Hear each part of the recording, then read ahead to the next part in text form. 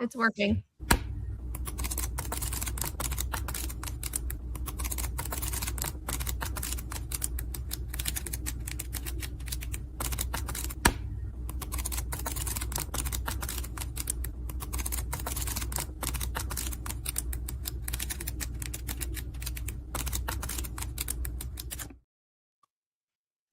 Hello, hello. Sorry I'm late. I know that Gwynna was MVP and explained why we're running late, so thank you. Portia said that. Gwynna learned that Portia's appellation is how Kelly and Veronica King. Well, that's how Kelly and Veronica King have told me. So Kelly, you know, she has a different accent than I do. Yeah, and she's like, it depends on where you're from. And so Kelly, you know, co-creator, co-host of the Writish podcast with me, which is on hiatus because running a company takes more time than I have to give to podcast editing. Even with all the things where it's like, oh, we can remove all the silences now. And I'm like, yeah, but you don't remove enough of the silences. And sometimes you mess up. And then I have to go back and fix it. And I'm just like, anyway, she was like, yeah, it's appellation. And I'm like, okay, because I started hearing some people on AuthorTube who I guess are from below the Mason below. Yeah. And I started having like an identity crisis, being like, is this just like naive Northerner getting it wrong? And like, I don't know. You know, North or South, you're still Appalachian. we do throw the apple, and it's funny because me and my husband live. We're in the Blue Ridge Mountain region now, which is where my maternal grandfather is from, which makes me Appalachian on that side, but I'm Gullah Geechee on my other side. So you can imagine that my accent when I'm not code switching is a very interesting thing. That sounds like you must have the most interesting conversations. Gullah Geechee plus Appalachian, girl. Yeah, so it gets real country around here real quick. But the food is delicious. Yes, it is.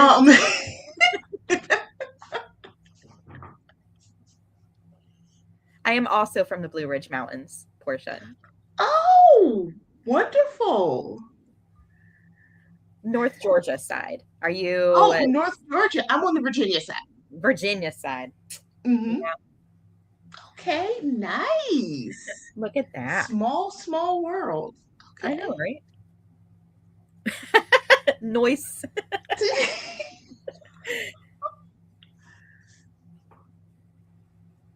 Said Appalachian. Oh, in PA? Goodness. Zara, I really do love your new intro. Thanks.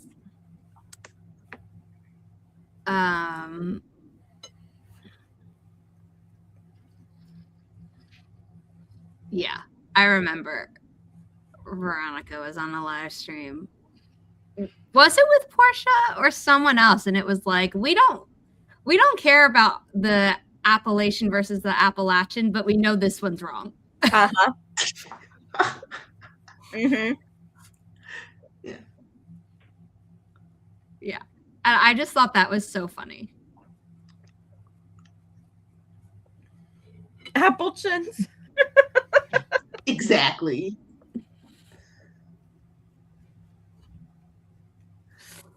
Great than the rest of the country. You know what I mean?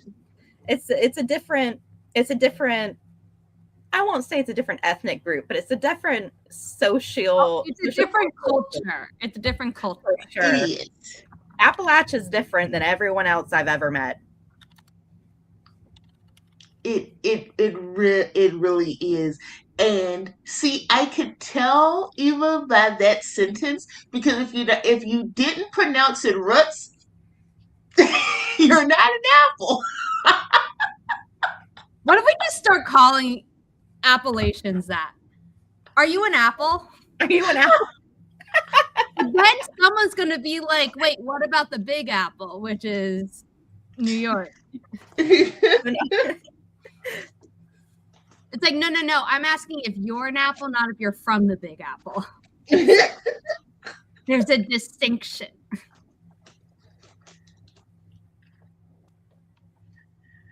I was in what I became a part of West Virginia in like the 1860s. Well, they were probably on the correct side of history then. And that's a proud thing to be, because not a lot of Appalachians can say that. Exactly. They were on the correct side of history. And well, for wear reasons, that badge with pride, unlike the pride that some people have in a flag. Exactly. Now, because then it was like there are some of us who, our families didn't particularly get a choice in that, but yeah, it's not like us as descendants could send a message through time and be like, don't live here. Right. There's the peaches, then there's the apple. So to me, I read that and I'm just like, are the peaches just Georgia or does it expand? I'm a peach and an apple. What's that song like? Pineapple Apple Pen? But it's I know what you're talking about, but I'm not remembering it like exactly. Just Georgia. There was a subscription service. That's how New York I am. Or how metropolitan I am, where it's like you could get like really good peaches from this one company in Georgia. And then they like either stopped doing it or like the quality of the peaches like declined after years. Like something happened, like I the pandemic. And it was just like, I want my good peaches, but like it's impossible to get good fresh peaches in New York because it's like they have them at Whole Foods, but we're trying to shop there less. We can't fully cut it out just because of our available options, because what I thought would be a good alternative turns out supports the same administration that Amazon does. So I'm like, and Whole Foods is cheaper than this other option. So I'm like, there are like my 3 alternatives to Whole Foods turns out are all part of the same company that supports. And I'm like, well, yeah. But I don't know where to get good peaches, and it makes me sad because I really like peaches. And peaches, strawberries and blueberries are about the only fruits that I like as fruit, not just like blended in a smoothie or the flavor of. Now, have you ever had peach cobbler? Yes. Yes. Like, I want to be able to have a fresh peach. You know what I mean? Like, we have peaches that are good enough to like be in a smoothie or, to be altered in some way. But sometimes I just want a fresh peach. It's nice. It is. It's refreshing. Although in my family, we have the peach versus nectarine debate because my mom and my husband are like nectarine because they have like the sensory issues and they're like the peach and the fuzz and they don't like it. I was like, come on, you can't beat a peach. And they're just like, good peach is better than a good nectarine. Agreed. But my mom and my husband are like, it is so much more common to get a bad peach than a good peach. And my chance of getting a good nectarine is higher. And I told them this, and I was like, I don't think you prefer nectarines. I think that you've had better nectarines than you've had peaches. Exactly. It's like, do you hate peaches or have you not had the joy of a quality peach? It's like some people hate tomatoes, but they've never had a good homegrown Southern tomato. I will say my cousins who live in upstate New York, so very much not Southern, grow great tomatoes as well. And I'm like, it must be an East Coast thing, like the humidity of the East Coast, because I cannot find a good tomato out here to save my life. I think it's East Coast. Yeah. Oh yeah, a good beefsteak tomato, like that makes the You can eat best BLT.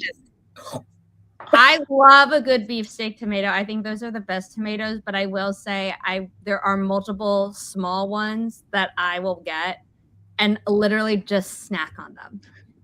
Same. And I love them too, but like I hate when those are used in cooking because then they like the texture. I'm like, I don't like it. I don't like them getting soft. If it's a tomato slice, I'm like, fine, cool. But a fresh tomato with a little bit of salt and pepper, you can't beat it. I know. Cannot. So good. Little bit of olive oil too. Yeah. Throw some mozzarella, make a caprese. Caprese is so good. I can't. I'm getting hungry. I ordered a salad. It's on the way, but it's not going to arrive for like another 20 to 30 minutes. So we got to get off food. Gwenna, I'm about to put up your banner, so get ready. Hi, I'm Gwenna at Gwenna the Winna. I do writing streams and I hop on friends' writing streams. I'm an aspiring hybrid author and current college student in creative writing. Thank you so much for having me here. And I am Portia. I am the author of Let's try that again. I am Portia. I am the author of Low Bridge High Water, a poetry collection, and I am the purveyor of cat ears and chaos. I do not have my cat ears on, but I will after the first sprint. I will go and get them because I am woefully lacking right now. But I am the purveyor of cat ears and chaos and the words in between. Love that. Love that. Mm-hmm. And if you don't know who I am, my name is Zara Hoffman. I'm the founder of Inimitable Books, a small publishing company dedicated to uplifting marginalized voices without pigeonholing authors into writing trauma. Diversity to us is more than just skin color or visible things. And we believe that people should be able to tell their stories without having to traumatize themselves or relive their trauma or exploit it. But our first book coming out 2026, coming out February 17th, the author chose to explore her trauma. Grandma's Little Secret, inspired by true events. One girl's life is changed forever when she foils a murder and becomes a target herself. Another author who decided to definitely dive into trauma, Chandra Arthur, with her book Mother Mercy. Think Female Dexter, coming out March 31st. It's a doozy. I love it so much, especially if you've paid a little bit too much attention to the news cycle. Any attention to the news cycle, some catharsis. And then coming out April 21st, we have Thanks for Watching by Kate Kavanaugh. Really, I was going to say really rich. They're not all necessarily super rich, but like influencers who are bad people get things coming to them. So again, news cycle, like catharsis. This one is, Stranger Things vibes, also just 80s nostalgia in general. And then, for the family secrets and the domestic drama of it all, think Sharp Objects or Big Little Lies. So really, really great story. It has some horror elements, but we just went with that on the cover so that thriller readers wouldn't be like, wait, hold on, I don't normally get the paranormal and the horror stuff in my thrillers, but it's not predominantly, it's terrifying, especially knowing that it was real, but like it was, it's not all horror. But yeah, talking about real people fictionalized behaving badly, talking about fictional people behaving badly, but we now know that real people did it too. We already knew real people did it as well, but and then kind of same boat. So you really should be pre-ordering these thrillers. I love it. Great pitch. 10 out of 10. 10 out of 10.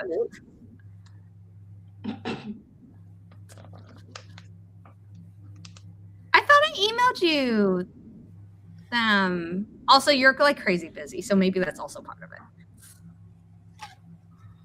Fried green tomatoes, yeah, the movie, and also just the. I'm so hungry. Okay, we gotta move on. 4-room code for the first room.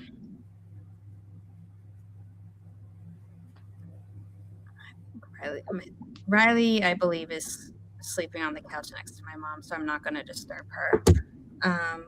But let me invite myself to the room first, and then that way not everyone's waiting for me to enter the code. Oof, I'm boiling. I got to take off my underlayer. It's too hot. And by that, I think it's like 15 degrees outside instead of 9. Bravo 6, Quebec Romeo 9 6, Sierra Golf. I should have said 9er, my bad. But it's up on screen, and I'm going to see what the weather is. Oh my God, it's 28 degrees, and it feels like 38.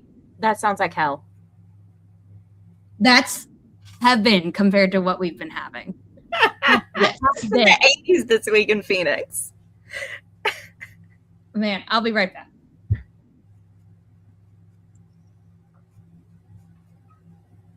How are you, Portia? I am wonderful. How are you? I have to do homework today, and I don't want to do it. I'm at the fun part of the book, and I really want to keep writing, and it's all I want to do. And I've gotten 10,000 words over the past 2 days, and now I have to like switch boats entirely and do homework. Yeah. No. I'm sorry. No, but in the grand scheme of things, and then you'll be able to say you have a degree in this thing that you already were wonderful at. So even though we know that, I know that's the thing. I have to get this bachelor's out of the way so I can go for a master's, and the master's will be fun. Yes. Just don't go for a PhD in this climate. No, I will not. I will not. That sounds useless. I'm going to go for an MFA. No, I say this as a joke, but also not really, because there's a PhD on screen, isn't there? No, sorry, Portia. It does sound useless right now. I don't have a PhD. I have a PhD. I do not. I thought you did. Why did we both think you did? I mean, thank you, I think, but absolutely not. I always wanted one. Maybe because I was talking about, I have a lot of friends that have PhDs in English. Like a lot of my peers have PhDs. I do not. No, but I swear to God, I thought you did. My lunch is here. No, because when you were like PhD, I thought you were talking about Regina. We both. I was like on screen. I'm like. 2 of us on screen thought the third person had a PhD, and she's like, I know Regina has one, but I thought you did too, Portia. I mean, not my Portia. I was just like, of course Portia has a PhD. She's an educated woman. I just assumed it. I swear that you had said it, and clearly you did not. But I do not. Thank you, I think. I mean, that's a high compliment, but absolutely not. So I am starting to, I was telling my husband back like 6 months ago, I was like, I'm starting to keep notes of what of things that people tell me about myself that I don't know, because other people tell me the most interesting thing. Like I am 100% a more interesting person based on what other people think is true about me, because like I was at a conference. Well, like I don't know stuff about people. So the fact that Gwen and I were both like 100% convinced. Where did all this from? Did someone tell me that did someone wrongly found? Like I don't know what happened.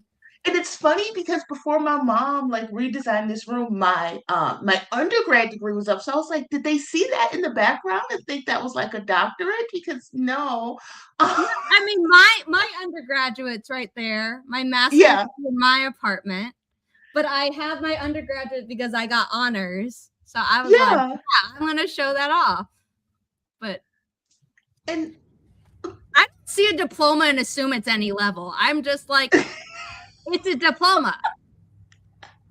Good it for is. them. And I don't have any judgment of like, if someone was like, oh, it's just an undergrad, I'd be like, great. I almost didn't want to finish undergrad. I didn't finish undergrad the first time through. Yeah, you know, I have no judgment, and I also don't make it. I don't know, whatever. But I love this. I'm gonna have to go tell Edward, be like, people think I have a PhD. Like, isn't that cool? Like, I The word on the don't. street is Portia's PhD, is what it is. Exactly. So what kind of salad did you get, Zara? It's a sweet green crispy rice bowl, but normally that would come with nuts. 2 types of nuts that would kill me, so obviously I swapped those out. And instead of almonds, I got sweet potato, and instead of their cashew dressing, I got balsamic vinaigrette. And I know how to open these. Why is it not opening? There we go. So it has wild rice, crispy rice, arugula. I also added tomato and portobello mushrooms. Ooh, that sounds really good. And it's like really filling, so that's why I love sweet green things, because I'm like, I can eat this and I won't be hungry for like 3 hours. Yeah, they're really good. I would love some kava right now because as soon as you said sweet potatoes, they have the best sweet potatoes at kava. I really like the lamb meatball and sweet potato bowl with the mixed greens. I also got rosemary focaccia because I had enough points to get it for free. And I'm like, yeah, I'll have like a $3 focaccia for free. God, I want some focaccia now. All right, let's start the spring because I want to eat, and I'm sure people want to figure out their own food and also do other things. Wait, don't forget to change the timer. It says 10 minutes. I won't. Thank you. But also, I mean, the reminder is always appreciated. That's what I was trying to say. And then Veronica had asked what we're working on. So we'll give that update in after. You know what? It would help if I had the timer up, wouldn't it? That would be helpful to run a sprint. Okay, share the screen. There we go. In 3, 2, 1. Happy productivity, everyone.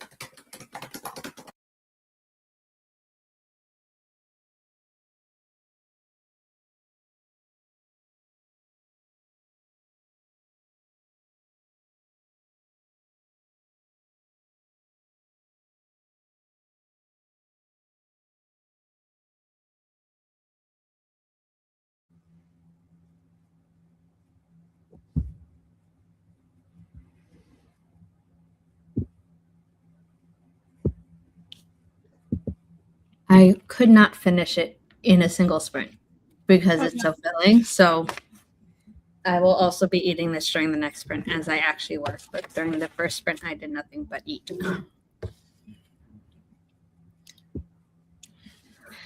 I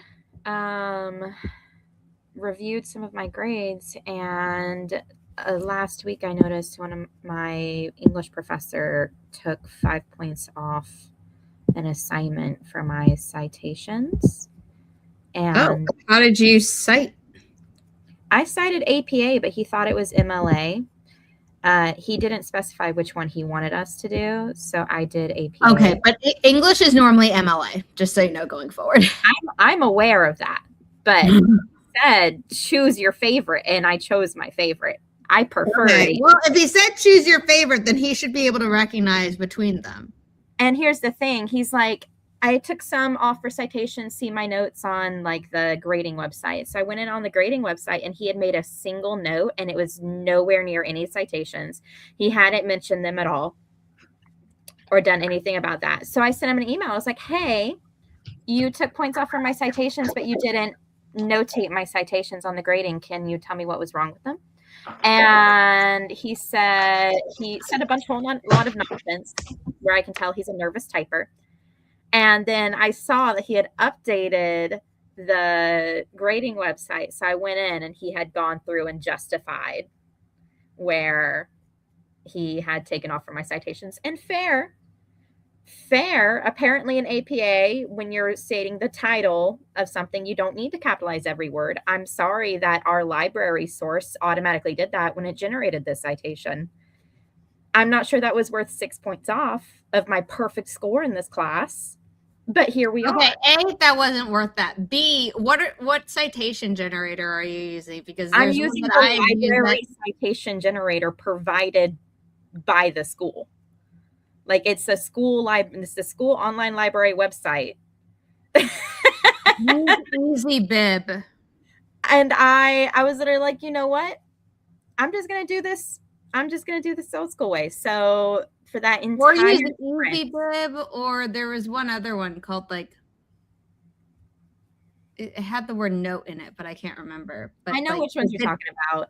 Yeah. I know APA citation. I just didn't think that he was going to take off for fucking capitalizing every word. So what I did was I pulled up the APA style guide, and now I'm going above and beyond the standard for the APA style guide and following it to a T. So that's what I did. I formatted my paper and I got my references together for this paper that I have to write on the next one. And I will make sure not to capitalize every word in the titles of these citations at the bottom. That's such a bizarre thing to take that many points off, especially if you would think it would be like 2 points or something because it's a consistent error. Yeah. So if it's like, if I'm grading, I mean, and Lord knows I've never been a college professor, doesn't have a PhD, but when I tutored English, if I see something that's a consistent error, then it's like, oh, okay, then clearly this person thinks they're doing the right thing. So I usually am like, oh, as an aside, this, how you did this thing here, that's not how we do that. And usually the first time I don't even take a point off. I mean, that was high school, that was different, but it's usually just, I'm seeing that this is how you're doing this. Don't do it that way. And then they're like, okay. Listen, I get it. He couldn't find anything else wrong with any of the work I've ever submitted. He had to get me off for something. Yeah. That's it's not like it's math where it's like at every single step you could make an error. Like this is clearly one error throughout. He's not all there as a professor, and I can tell that from all the other things. Like his comments are kind of half-assed, and the online, you know how they post announcements? Like why is he still teaching if he clearly does not? Yeah, he's not all there. He's not the best professor I've experienced. He's probably the worst professor I've experienced at SNHU. But you know what? Do you ever have to take them again? Passed. I'll give him that. At least he knows the differences between reference styles. I don't know. I got in my feelings about it, and then I worked through my feelings about it, and now we're going to be a little bit petty, and that's how that's going to go.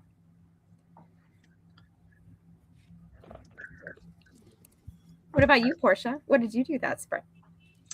Well, I'm at my parents' house. I picked up my mom's coffee that got dropped off because we occasionally have porch pirates. So when a package comes, we try to coordinate so somebody's here. Um, because the uh, coffee pots, they come in a box, like the outside box says Keurig and it has coffee beans on, like it kind of tells you what's in there. So I had to dash down and grab it before before somebody saw it. And then other than that, I was finding my ears. Thanks for reminding me, Gwenna. And You're not getting Portia ready to ears. yes, getting ready to write to Dinez's prompt because I am in Dinez's 28-day. They don't all have to be poems. It's a 28-day writing challenge that Dinez Smith is doing, and my flabbers are gasted because I was a huge Dinez Smith fan, and then he was faculty at the Watering Hole, and now I actually know him, and he like follows me back on socials and will tag me and stuff, and I'm like, oh my god, like I know this person that has a bunch of awards and stuff. Like it's crazy because I'm like getting to that place where it's like I am peers with people that I used to just like read their books and be like, so yeah, it's a weird feeling. But I do not have a PhD. I'm gonna have to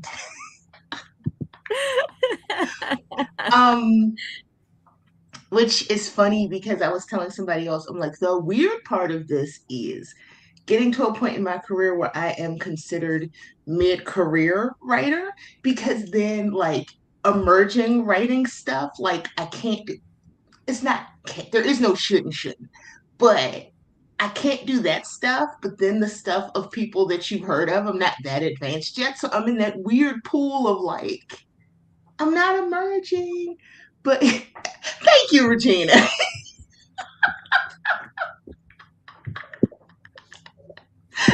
I will share your PhD. It's like, I'll take the H. It's okay. I'll take the lowercase letter.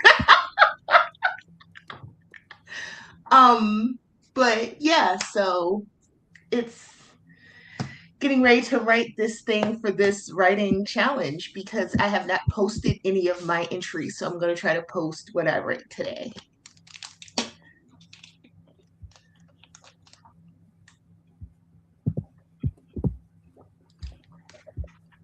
What about you, Zara? I mean, during that sprint, I think I had said that I just ate. But maybe that was in my head. I don't know. It's been a weird day for me because I stayed up late last night, and then like I have a to-do list, but like none of it is like it must be done today. So my brain is like, what do you have to do today?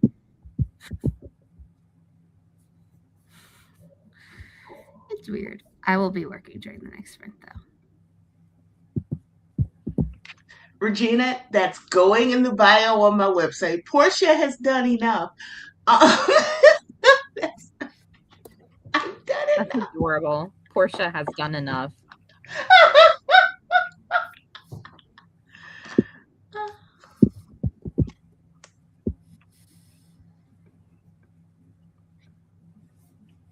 Sorry, I'm copying and pasting these access links over. If I seem distracted, it is because my brain does not want to stop. No, that's fine. But I did it. Okay. Huzzah. Woo. Reference page is done.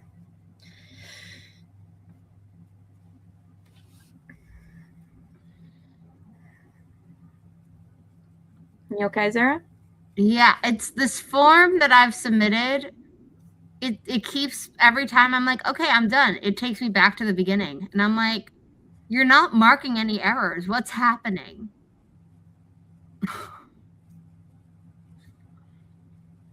So I'm just like, I don't know what's happening.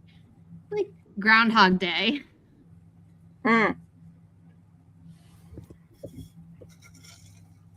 I need to figure out what price to set for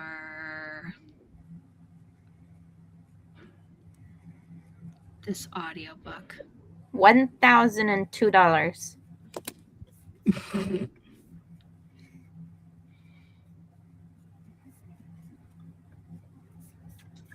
That would be the audiobook. It's $3,500. Please and thank you.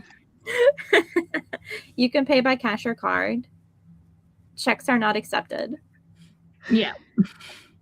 It's so funny because there was this book, and I don't even remember what the book was, but they were having a charity thing, and it was something I got the email for that I knew of the people, and they were like, oh, because it was a book I had been looking at, and they were like, we have these specially covered signed copies. And they're like, it's for charity. And so I was like, okay, they'll mark it up a little bit. I was like, it's charity. And they were just like, we're starting at $750. And I was like, oh, no.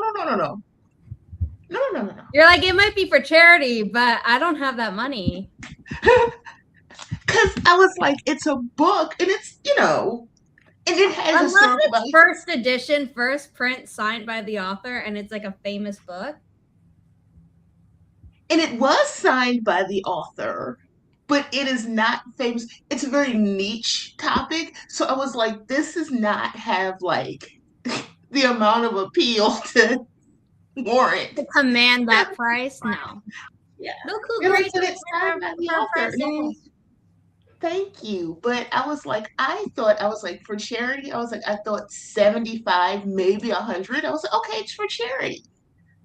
Even 200, I'd be like, that's a bit steep for me personally, but like, I can exactly like even 200 is not outside of the realm of. I'm like, it's a little rich for my blood, but okay, I can see. Exactly, yeah. You're like, I don't know if I can do that, but right, okay, 750, I absolutely cannot do. Did you just eat? No, you just said it. Okay. Okay, I'm going to set up the next forest room.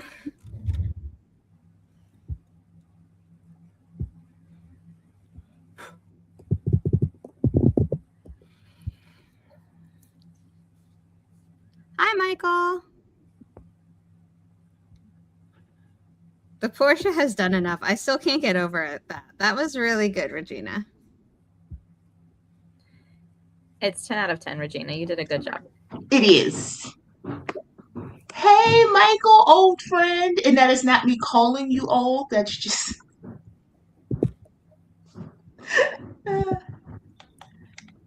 I mean, if you're really good friends, you're like, yeah, that was me calling you old. Yes. Okay, forest room code is 6 Sierra 767 Hotel Foxtrot Sierra Golf.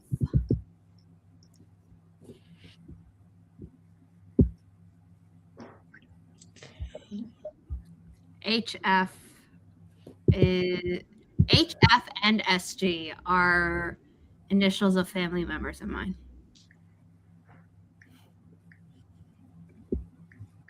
Michael's comment's funny. Can you be more specific? Partially because I did call Michael old because he was in his 40s, and then a weird thing happened. I turned 40, and now I'm like, oh, no, we don't do that.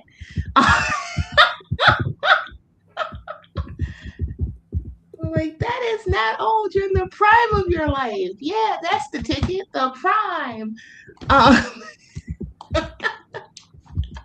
My birthday is in March And I'll be turning 29.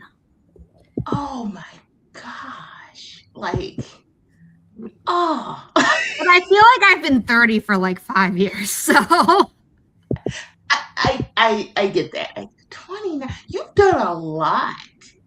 You've done a lot to still be in your 20s. Like you've accomplished a lot. No, Zara has done enough. Like me. No. Zara has done enough. Nah, I still have so much more I want to do. I would get so bored. If someone was like, here's a ton of money and you can retire, I'd be like, is that conditional? Or like, can I take this gift of money and keep working? Fair. Like, and I just love how assured you are in what you know, because I think at 29 I knew some stuff, but I didn't have the assurance in that. Yeah, I know what I do know when I was 29. Zara? What? Are you 29? I'm turning 29 in March. I was about to say, I could have sworn you were at least more than a year younger than me. Yeah, I'm still 28. Yeah. I think you just missed me say I'm turning 29, and then everyone in the comments is saying 29. I did miss that. I am being petty right now, so it's okay.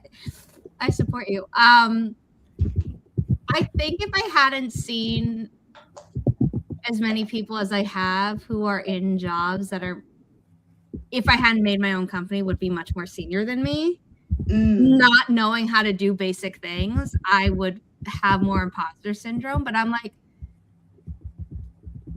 I can do this better. Like what I know, I'm like, I can do. Do I know there are a ton of things I don't know? Yes. Am I trying to learn them? Also, yes. So like, I'm not sitting on my laurels, but there are certain people who I was just like, you don't know what track changes are and you work in publishing? They don't know. Absolutely. I will say my first professional writing job was in tech writing when I was 19, and it horrified me the amount that people didn't know as professional writers that were twice my age. And I walked in there thinking, I'm still in college. I was 19, I was still in college. I'm going in thinking, I don't know anything. They're going to teach me everything. This is right. They're going to teach me everything. And I was, like, oh. And I will have nothing to teach them, but I will be a sponge and I will learn it all. And that's exactly how I was going to walk into this job. And I got there and I was disavowed of that very quickly. I was like, oh, okay. Oh. Because at first I was like, but that's the weird job. I'm not going to get into that because that's kind of a long story. You all know the weird job where we had all kinds of things happening. I actually fictionalized that job in a short story, and nobody believed that could be based in fact. I was like, actually, it's based on a job I had. And they were like, no. They were like, that's unbelievable. That really happened. And I was like, yes, I've had a number of weird jobs. But yeah, most of the weirdness that I talk about is from this one particular, my first full-time job as a writer. When I was there from 19 to 21. And those people were an interesting lot. Your age, not 2019 through 2021. No. From ages 19 to 21. And then I went and actually briefly worked for a publishing company, which was also a crazy experience. And then I've had a bunch of jobs. Maybe Portia has also done it now. My first job that was not an internship, I was just like, this is so inefficient. What are you guys doing? Mm-hmm. And then I got the New York office on board, and then the lead literary agent who was in the headquarters in California, apparently got so threatened by me that like she just had me fired. And I'm like, well, that was like, y'all were really toxic, so I wanted to leave, but I was holding on for the insurance. that happened to me at a temp job. I had a temp job as a video editor, and the person I was supposed to be helping, I was way too efficient, and then when she came back from vacation, she had me fired. And I was only upset because I'd accidentally left my jacket and an umbrella there. And I was like, I don't care about the job. I really liked that jacket. And you couldn't get it back. And I couldn't get it back. I mean, it would have been like hoops, and then they're like, "Can we just send it to you in the mail?" But it was your property. They should have sent it to you.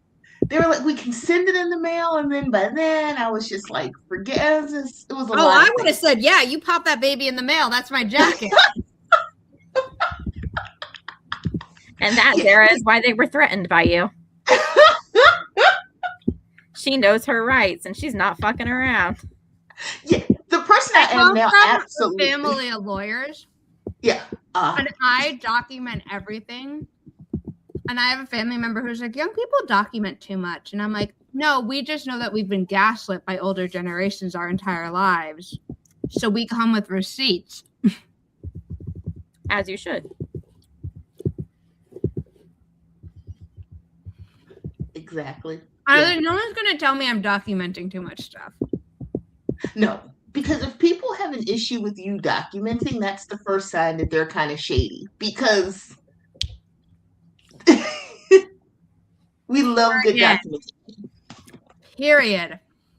Also, my grandma documented everything. She dated every single thing in her home. I mean, not like a porcelain vase or something, but actually, she might have dated those underneath. I don't know. I was really young. I was told not to touch the shelf. You know, like you don't want to break something. And then we gave basically all of them away when she passed away because no one, the people who lived in New York were like, where are we going to put it? We live in apartments. We don't have that space. But yeah, I'm like, how are you related to my grandma by blood and you think that I'm documenting too much when she did what I did and more? Like, no. And I love like the old school before computers when people actually sat down and like hand wrote and were like, no. Like, here's what happened.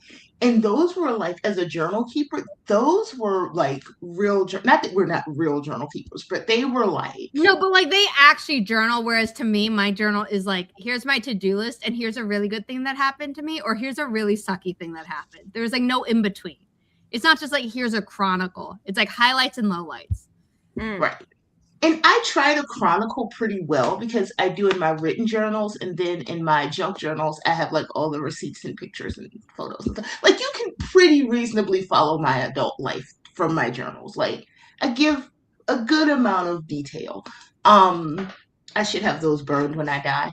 And I think my bullet journal goes as far back as me being in college, but I don't even know that it's my freshman year.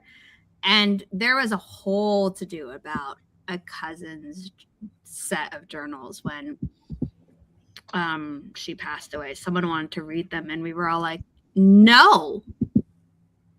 You don't no. No. This is not like 50 years in the future and we just never knew where they were and then someone like discovers like, oh, was related to someone famous and so let's see what their like relative said. Right. This is like 2 years after they no. And so no. We did something else with them. But it was just like that's audacity. I have had two bad experiences, one in my formative youth and one in my adult life, where people I have trusted, like very close, I would trust them with my life, have read my journals and then utilized what was in there to blackmail me. And so I no longer journal. I just can't bring myself to do it. Every time I start to write something down, I'm like, oh, nope, this doesn't feel safe for me anymore. I hate that they ruined that for you. Yeah. Yep. So if my daughter ever journals, they will be safe with me. Yeah, I never worried that my mom read my diary. I mean, she knew where the key was, but like I was never like, I'm writing something secret. And also I didn't care. Yeah, that is awful. I feel really bad about that one. It's common. Like I see people, online and on Reddit and stuff talk about how and I was like, that is just such a deep betrayal because I've always been a journaler. As a matter of fact, my mom found one of my old journals in the basement. They were cleaning out the basement. She handed it to me. She was like, "Oh, I found one of yours." And you can tell by the colors that it's mine because it's purple and it's glittery. And she just handed it to me. And, and she's just like, she didn't even look at it. And it was from like 2002. And I was like, "Oh, this is the first time I was on a plane. And I have little postcards because I did my high school study abroad in That's Mexico." And I was like, cute. "Oh." I love that.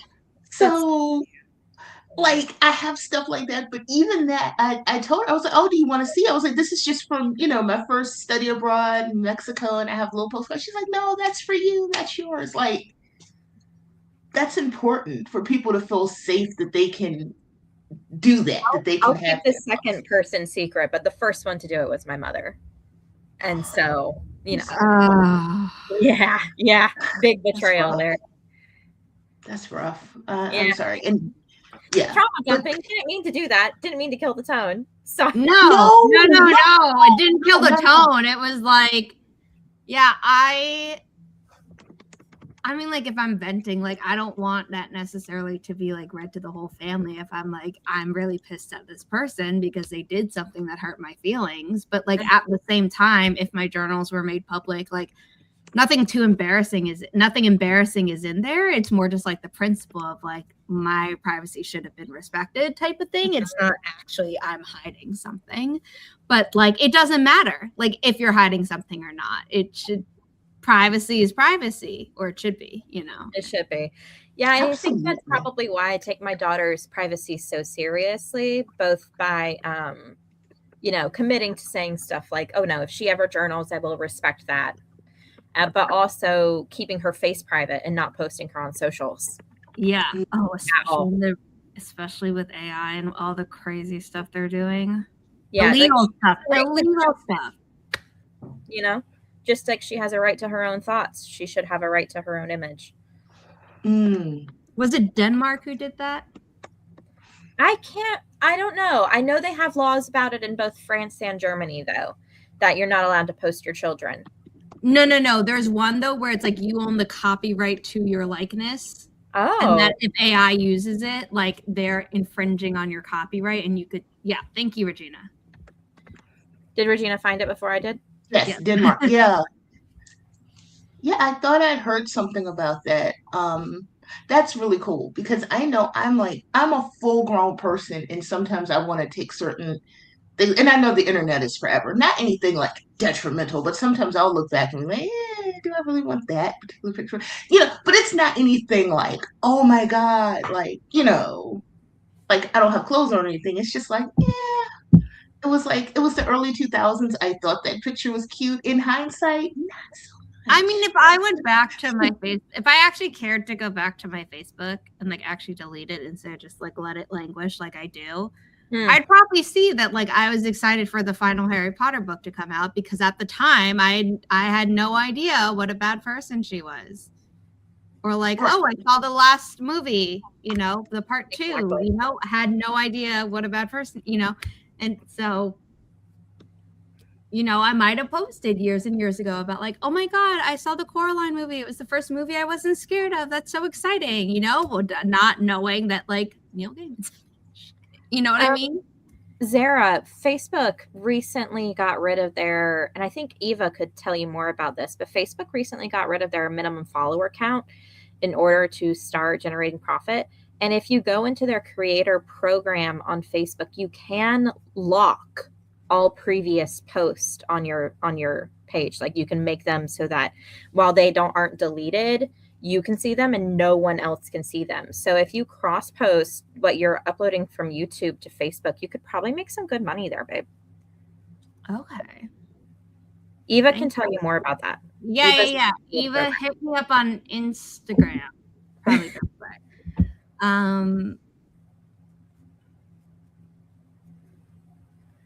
That's cool. That's very, very cool. Did not know about that. We'll look into it. That way you make more money. Yes. But let's start the next sprint. 3, 2, 1. Happy productivity, everyone.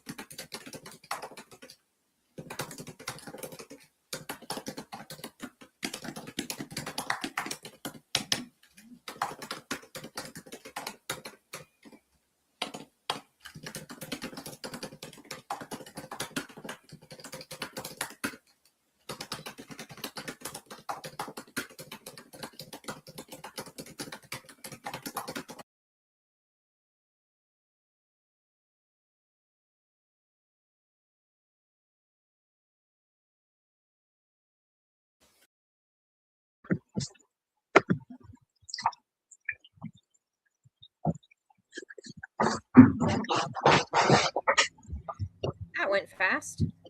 Yeah. Yeah. How did everyone do? I got my thesis statement and intro paragraph written, and I'm going back over my outline. And I think on the next sprint, I will have gotten at least through the majority, the bulk of the essay. Nice. First draft of the final paper, talking about how book bans exacerbate the illiteracy crisis and feed into the school to prison pipeline, perpetuating modern cycles of oppression. Nice. It's a fun topic. Yeah, definitely. Once I got over my feelings about the professor, it became a lot easier to focus. Yeah. So I grabbed food after weighing if I wanted to order something or if I wanted to throw together a hodgepodge of leftovers. And then I did leftovers because I am frugal. And I love leftovers. We just didn't have any leftovers, and I was like, I don't have the energy to cook right now. So yeah, fair. that's Very why I fair. ordered in my lunch, which means I probably like won't be hungry until like 7 p.m. tonight at the earliest. You know. Yeah. But And it then- made me want a salad. That's where that frame of thought came from. I was like, I have these leftovers. But I was like, sweet green does sound really good right now. So it was a whole thing. I was like, do I want a salad? I'd like a salad. Maybe for dinner. I might order a salad for dinner. Yeah. I haven't had Gatorade in so long. Now I won't. Yeah, we got a bunch of them, and I like these because they're little. They're the zero sugar ones, but they're little because I know sometimes it's like I want a little bit, but I don't want like a whole thing. What's a zebra cake? Oh, the little black and white cake. Oh, they still make those. I haven't seen one of those in years. They're little snack cakes, but they're black and white. Gosh, I have not seen one of those since we had a Hostess factory that I don't know if it went out of business or whatever, but we used to have a Hostess factory in DC. They had all kinds of stuff.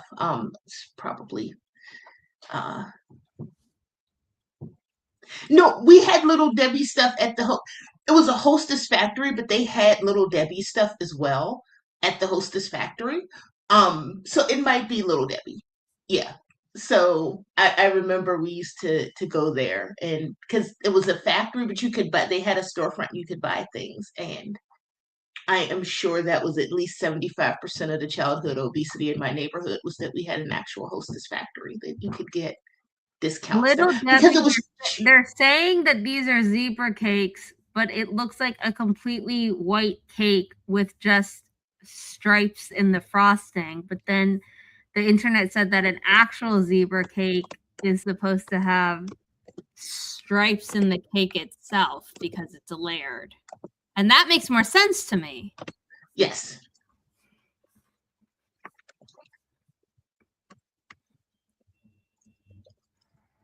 I don't know. Anyway, for somebody I don't know much about who zebra, not but I knowing do a know.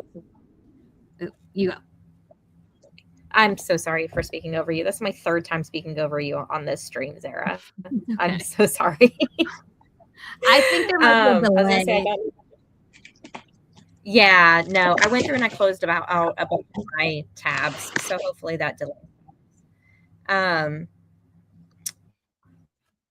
I don't know much about zebra cakes, but I know I'm a slut for a honey bun.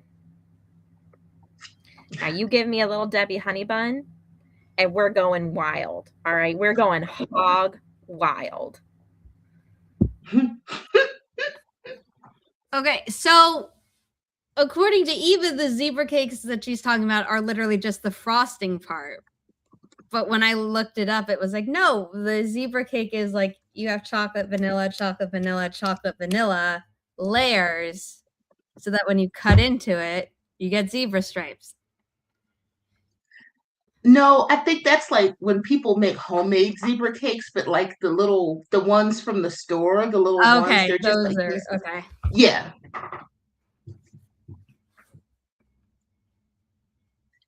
I've Yeah. never had a honey bun either. I don't think I've ever a cake from a baker. Okay.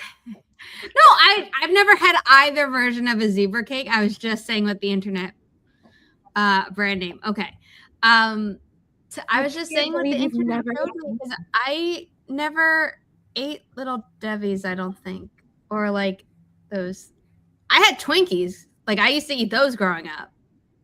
But I don't You've had have Twinkies, had but not anything a else in honey that bun? realm.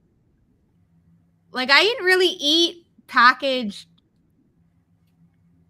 cakes or Wow. bakery stuff. I didn't really go to the only bakery I cared about was one on the corner or like a block away from my ballet school, and it had this burnt butter frosting on cupcakes, and it was amazing. And then the owners of that, they were a married couple.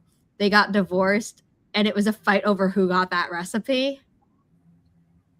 And then the one that got it opened their own place, had it, and then their place closed. So now I can't have my favorite thing anymore. But I just really didn't care about baked goods growing up, really. Because I think also a lot of people in my family, like they all love chocolate cake and I don't. So I was just like, I don't really care. Like I like chocolate ice cream and I like chocolate and I like hot chocolate, but I don't like chocolate cake unless it's a volcano cake. I don't know what it is. Fair. I used to when I was really young, I didn't like icing. So my family would get a birthday cake and I would blow out the candles on the cake, but then they would make me like a small cake with no, like just a homemade cake with no frosting because I didn't like the icing part. So now, even to this day, I prefer like a box cake for my birthday. And people are just like, oh, they're just like, So I remember when my mom was making enough money and she would like get me these like regular cakes, like could get me a cake. And I finally told this was like 5 years ago, and I was like, I mean, I really appreciate it. I understand it. You get too busy with work to like be able to bake me a cake. But I was like, I really love those like homemade box cakes. And she was like, I thought I was doing something better. She was like, I thought you would prefer like an actual cake from a place. And I was like, no, I just really like a box Yeah, cake. I mean, you don't know. You don't know. Regina, I did not have these allergies when I was younger. So I probably could have been aware of them, but I think the thing is that my mom didn't want me being exposed to them. There was definitely Yeah. a store near where I grew up for most of my childhood. Like I lived in one place that like I have some memories from, but not a ton. And then we moved to a place where I was for like 11 years, and then we've moved, and then my mom has lived here for over a decade, and I was living with her for a long time, moved out, and then moved back in. I think Riley's gonna go. I need to replace. I was gonna say, Portia, it seems like our socioeconomic group was showing there with our love of Little Debbie's. I think I think so you know what I mean? because I Southern really country. We love our Little Debbie's. we love our little Debbie, and I think it's because our socioeconomic, and it's just more accessible because Zara is in New York, where they have, a really like a bakery culture, They whereas do. we had Dollar General Convenience and the store Hostess culture. Factory, and Yeah, Yeah. I think my mom just didn't want me exposed to these things because like I was only allowed to like have a Twinkie like 4 times a year if I wanted. Wow. My mom, I wasn't allowed. My mom, I was on school lunches most of my life because they were free. But when my mom finally made enough money that they were no longer free, she made me pack my own lunches. And she would get me anything I wanted. So if I was like, Mom, I want to eat nothing but a whole 12-pack of honey buns tomorrow, she'd just buy me a box of honey buns and be like, make it last the week. Pack yourself a sandwich. And I was like, okay. So I would just, like, for most of my high school life, I survived off of Little Debbie's and PB&J's. I mean, in high school, I went through a period where I would basically, all I wanted was like turkey rolled around slices of cheese. Like, so like it wasn't expensive, and it could have lasted me You've a been while. a hungry girl your whole life. Yeah. But yeah, okay. It says the food I consume, and you don't know the names of them. Like,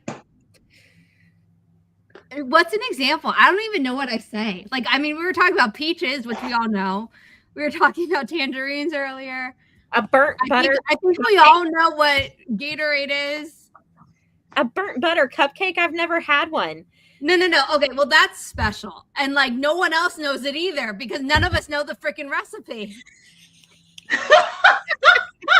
Oh, my God. That was, like, so special. And, I hold it near and dear to my heart. And I know that I will never taste it again because I tried making a recipe online that claimed to be it. And I'm like, the lies. I have been sold. But I think some of it is, and I can't speak for Gwen or anybody else, some of us, and I know it's not specific to Appalachia, but a lot of us that grew up in food deserts, you know, Little Debbie the culture kind of develops around an unavailability of certain foods. So, like, fresh fruit was a lot harder for us to get, especially when I was younger, because DC doesn't have, better now because gentrification, but DC actually does not have a lot of grocery stores, which has gotten some better in the last 10 years. But so I grew up kind of in a food desert. So, I mean, my mom did her best to, and then, I got older, my mom, got a car and stuff like that. And we were able to go to better grocery stores. But fresh produce was harder to get. So that kind of influenced how I ate growing up. Because, the packaged stuff was easier to get. It was more accessible. So, I remember not having fresh fruit. I remember my first time eating a real apple and not like apples out of a jar. I was like 7 or 8 years I'm like, old. wait, what's the alternative? Like, I'm like, they have GMO. They have like completely fake apples that like I haven't heard of. Yeah, I remember in a jar. It initially was real, right? Like initially, yeah. But I would normally eat them like out of cans, like canned peaches, canned fruit, apples. And I remember being like 7 or 8 years old, and I was on a Boys and Girls Club field trip. And on the field trip, they provided us packed lunches, and it came with an apple. And I remember eating it and being like, "Oh my God, this tastes so different from in a can. This is crazy. This is what fresh fruit is." Yeah, you should do that, Eva. No, you should. I know that like I have been very fortunate with food access and things like that, but I was just like, I don't know what a zebra cake is. I don't know. I think of New York, the internet was telling me two different things, and I'm like, what am I supposed to be thinking of?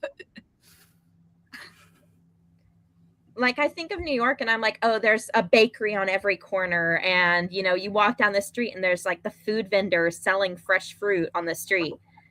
You know what I mean? I call bullshit on that, but that's actually, there is someone who does that on my mom's blog. So I was like, I can't say that. The grocery store every corner, more and more of them close every year. Right. I was like, if I lived in New York, I would never eat a fucking canned apple in my life. Are you kidding me? Yes. Happy birthday to Eva's mom as well. Yes, happy birthday to Eva's mom. And I realized I didn't say it. Yes, that was my. But it's also funny because I think food is a really important part of culture. And like I tell people, I was like, because Edward is from New Jersey, right? So he came here for college and stayed, but he's from New Jersey. So even though he's lived in the DC area for like well over 20 years, there's still stuff that I'm like, you're not from here. You don't really get that. I was like, you've been here a long time, but you're not like, you're a Yankee. I was like, I get it. Because like for him, when you talk about like sweets or, desserts and stuff, and he's like, oh, well, like a cannoli or like something from it, because he had a lot of bakeries like growing up. And I was like, we didn't really have that. Like we had the corner store and we had the Hostess Factory. So he's just like, yeah. So he's like, grew up on a certain kind of food, and I always tease him. I like will try anything once, but there are certain things that I think that like in New York are plentiful, like cannolis, bakeries, and things like that. But because Yeah. like I really only like certain desserts. Oop, Gwenna. Ooh.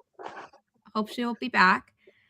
Like to me, going into a bakery, unless it's a place where I know I can get a cupcake that I like, I now like Magnolia Bakery, and I don't go there that often. I really only get it if like I get it on publication days and I get it on my birthday, because I don't like normal cake compared to a cupcake portion size and stuff. Yeah.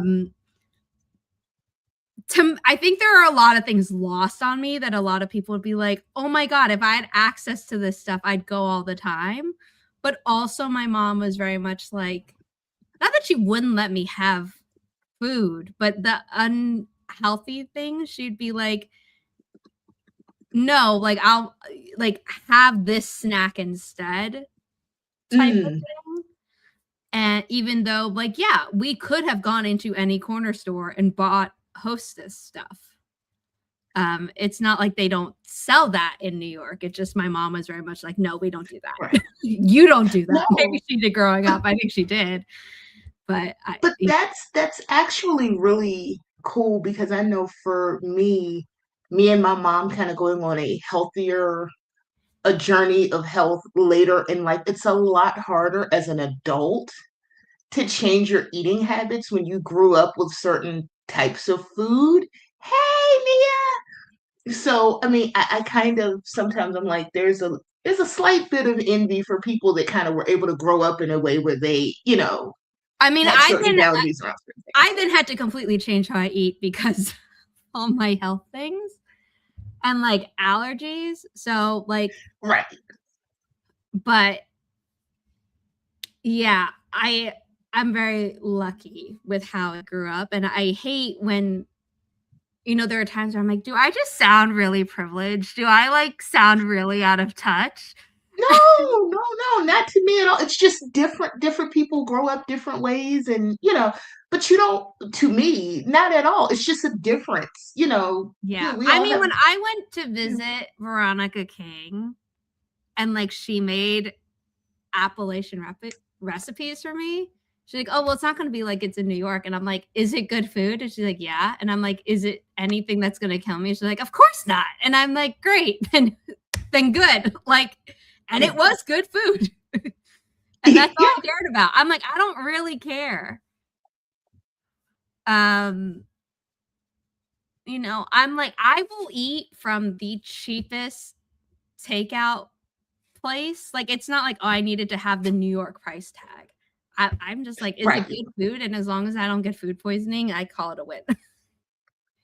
Oh, absolutely. But it's just, you never come across as like out of touch or privileged. We just all kind of had different experiences growing up. And I think sometimes where you grow up makes a difference, because with me growing up in DC, it was like, yeah, I grew up in a food desert, but I also didn't grow up with a lot of land to like plant anything. So my grandma had stuff that she grew in the apartment, but I grew up in apartments, so we also weren't growing our own food. So then I didn't have that experience either. So I had, regional stuff is different, and when you grow up is different, and you're also a lot younger, and people knew more about eating better than when I was a kid in the 80s, and it was like, good luck, everybody else. It was the 80s. I'm here. I just think Riley is asking me to take her out for a Hi, walk. Riley. So I need to share the forest room code so that we can enter it. Okay. And no, Riley, you may not eat my grilled chicken in my salad. It is covered in balsamic vinaigrette, and you have a more sensitive tummy than even I do, which says something. I was going to say the 80s might have been wild, but in the 90s, we had purple ketchup. Oh, I ate it. I'm sure that changed our DNA somehow.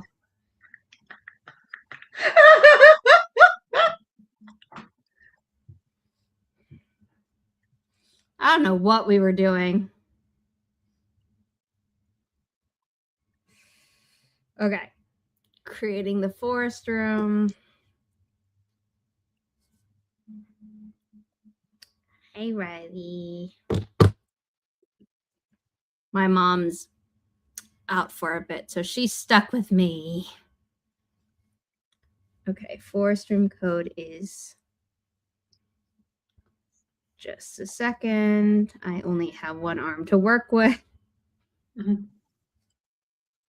6 November Kilo Romeo Charlie.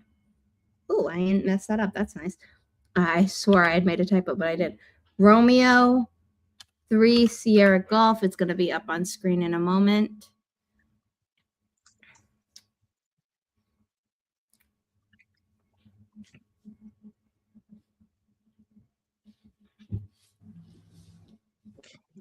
Piggly Wiggly is such a throwback, Eva. Food stamps at the Piggly Wiggly. Man, that was wild times. Yeah, when my aunt briefly moved to Georgia with her husband and they had Piggly Wiggly because we didn't have that in DC. She sent back labels from the food that had the Piggly Wiggly on it, and we were all really excited because I love that name. Like, I feel like in New York we don't have fun names for stores. They're like all like family names to be like, oh, look at us, we're so elevated. And I'm like, okay, but like Piggly Wiggly sounds fun. It does. And we didn't have it. Like, DC is a weird place to grow up because we didn't have, they're getting things now that are like chains. But I mean, and we had a few grocery stores, but we didn't have chain things in DC when I was growing up. So, like, we didn't have Walmart. Like, they put Walmart in DC, which I still think is weird, but we didn't have Walmart. I think we got a Target when I was in high school. Like, we didn't have any of that. So, if you went outside of DC, if you went like, if somebody had a car or some of it was metro accessible and you went like to Maryland or Virginia, they had some of that stuff. But we didn't have any of those stores in the city at all. Like, so I remember my first time having Panera Bread as an adult, as like very much an adult, because we didn't have it. And somebody brought bagels in and they were like, everybody's like, oh my God, Panera Bread. And I was like, what is this sorcery? Oh my God, it's delicious. And I was like, oh, we don't have that. Which is also why I often wonder why like people want to move here, because I'm like, DC is the smallest town masquerading as a big city. Like, there, up until about 15 years ago, there was absolutely nothing here. I'm like, what? I think people just like hear like, oh, it's DC. It's like the center of the country, like, you know, government wise, like obviously not center, geography wise. And, right. You know, they just make assumptions, and it's like you don't research the place you're moving to. And it's because DC is a very weird place because it's only what, about 7 miles total. It's pretty small. But it's DC proper. I mean, the surrounding area, the DMV is big. It's very big, but DC itself is really tiny. And we don't have a lot of stuff. And we have a very interesting culture. So people move here, and I think they're very shocked at what they get when they get here. And also, rent prices are way too high for what we have. So people come here with their like $5,000 a month rent, and they're like, "This is it." And it's like, oh my God, you named a number that's higher than my rent. What?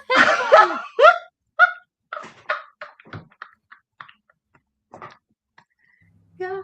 The only thing equivalently more disturbing than New York rent prices are DC rent prices. Y'all are insane. That just sounds like the ghetto.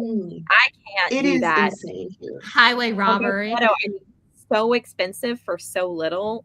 I can't imagine. Yeah. For 5,000, you know what I could get for 5,000 a month here? I could buy a damn house. That house would have 8 bedrooms for 5,000 a month. I'd be Really? worried a serial killer was hiding in every single one. Anyway, we're gonna start the sprint because I need to walk Riley. 3, 2, 1. I could talk about my aversion to houses when we come back.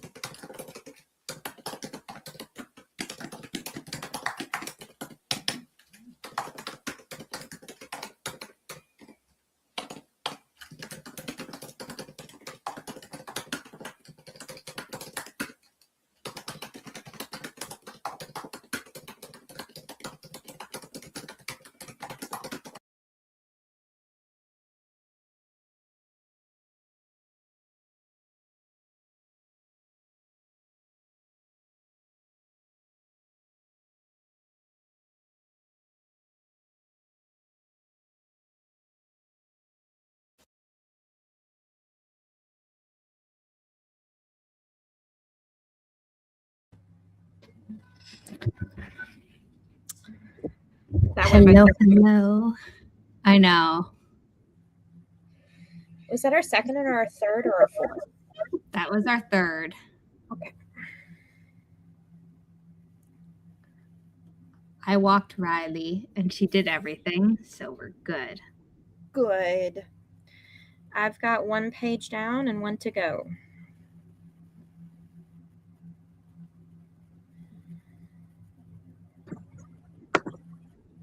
That was really fast. And this is me with half a face of makeup. I thought I had a few more minutes, but it's okay. So pretty. Thank you. So I don't know that yet because I had to take my glasses off to do it. So I was like, we'll see. You look nice. Okay. Okay. Cool.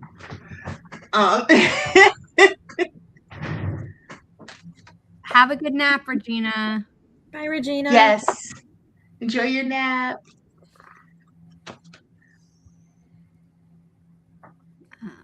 Yeah, so this was everyone laughing at me about the house thing.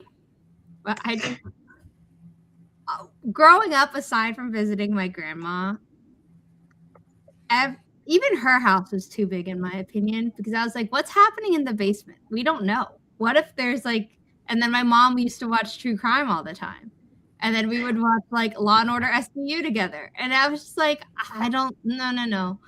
I don't like it. So, and we had, my uncles had houses too big. And I'm like, if I can't see everything, and thankfully, like, my hearing is good enough that I can hear what's happening in every room in my mom's apartment. And my apartment is the living room, the kitchen, and the bedroom. And that's it. And I can hear like through the walls. And so for me, if there's like something could be happening and I might not be able to hear it, I'm like, ugh. The thought of hearing everything that happens in my home makes me want to vomit.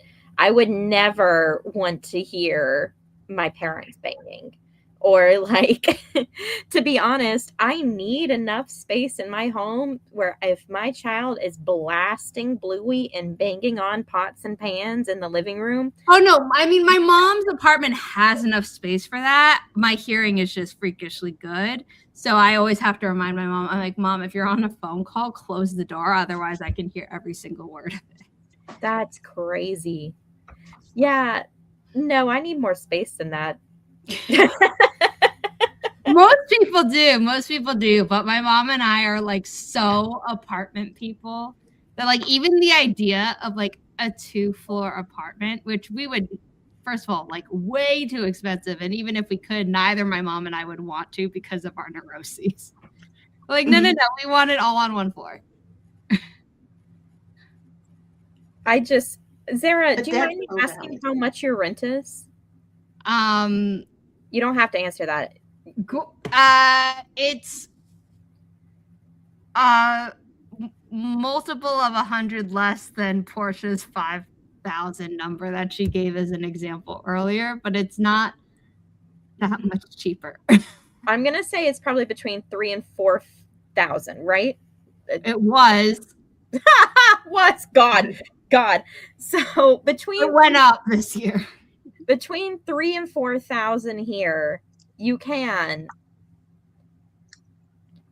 have 2 homes with $2,300 mortgages. And those $2,300 mortgages that's a 4 to 5 bedroom home. So you could, outside of New York City, own 2 full homes in the same neighborhood with 4 to 5 bedrooms each. They've got yards. One of them probably has a pool. You underestimate how much I like the outside. A yard means nothing to me.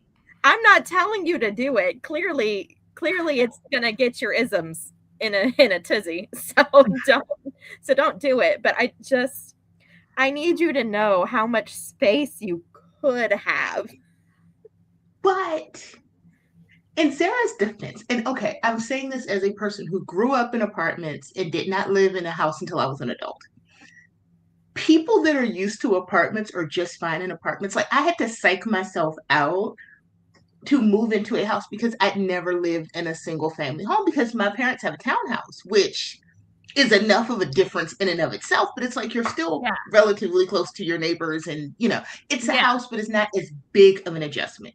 Moving to a single family home with yard space, I have a front and a backyard in my house and a basement that still terrifies me, and I've lived in that house for years. A And basement I is don't always go in terrifying. my own basement because we have you can go out through the basement, and my theory is if I can go out, something can get in. No. That's my theory as well. But my grandma's basement, you couldn't get it through. You couldn't get in through there. It was literally below the garage. Right. And that's how my parents' basement is. Well, they don't have a garage, but their basement is closed off. Like Well, they there's don't no have like entry or yeah. exit. My grandma didn't like have a huge garage. It was like you could park the car and you have to like make yourself really thin to get around the car to get in the door. My mom's current house in Georgia is a waterside property. It's got a huge fenced-in backyard. It's got 3 levels. It's got a 2-car garage. It's got office space and 5 bedrooms. The master is massive. It's got, the soaking tub and the fancy shower and all the storage space you could possibly need. And it is still the mortgage is still less than $2,000 a month. No, I mean, I cry at the price tag all the time. But I bet you do. I bet you do. I'm just saying I could never live in New York City. Space-wise for me, like Portia was saying, like if you've grown up in apartments, you're used to it. Like honestly, for me, I have too much stuff. I know I have too much stuff. It's just because like I don't get rid of things because I forget that I have them. Right? It's not. There are people who like I always need to keep stuff because what if I need it? I have it sometimes, but most of the time I'm like, oh, that's where that is. Yeah, I would have thrown that out 3 years ago had I known I even still had it. Like, yes, I don't need this. But when I was moving into my apartment, I was thinking cost, I'm going to be paying for it. I don't need a lot of space. I don't even have a queen size bed in my home. I have a full bed. I was like, why not? Like, why don't you want a queen? And I'm like, because I don't want to pay for that. And I'm fine. And it's my bed. Like, like here I have a queen and it's great. But like, I'm very happy in my bed at my home. And I was telling my mom, I was like, oh, I'll get like just like a 1-room apartment. She's like, no, you're going to hate that. And I was like, I would be okay with that. She's like, okay, you might be. I'm not okay with that for you. So she then talked me into getting a 1-bedroom apartment. I'm like,